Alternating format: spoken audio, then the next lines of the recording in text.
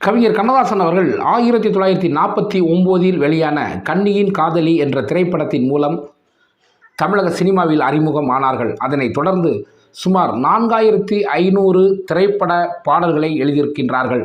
கவிஞர் கண்ணதாசன் அவர்கள் திரைப்பட பாடலாசிரியராக மட்டும் இல்லாமல் பத்திரிகை ஆசிரியராகவும் இருந்திருக்கின்றார்கள். சண்டாமிர்தம், திருமகள், கண்ணதாசன் போன்ற இதழ்களுக்கு ஆசிரியராகவும் இருந்திருக்கின்றார்கள். அது மட்டும் இல்லாமல் குறுங்காவியம், மரபு கவிதைகள், புனைக்கதைகள் இப்படி பல்வேறு படைப்புகளை கவிஞர் கண்ணதாசன் அவர்கள் படைத்திருக்கின்றார்கள்.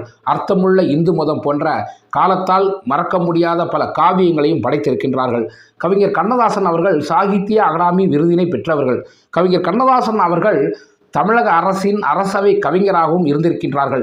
மக்கள் திலகம் எம்ஜிஆர் அவர்கள் முதலமைச்சராக இருக்கும் பொழுது கவிஞர் கண்ணதாசன் அவர்களுக்கு அப்படிப்பட்ட ஒரு பொன்னான வாய்ப்பினை மக்கள் திலகம் எம்ஜிஆர் அவர்கள் கொடுத்தார்கள்.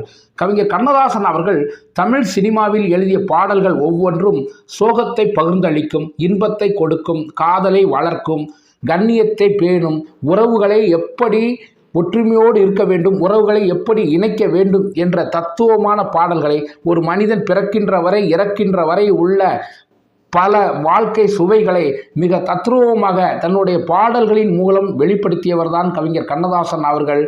ஏற்றம், ஏமாற்றம், தோல்வி, வெற்றி இப்படி பல பரிமாணங்களை தன் பாடல்கள் மூலம் இந்த தமிழ் சமூகத்துக்கு கொடுத்தவர்தான் கவிஞர் கண்ணதாசன் அவர்கள்.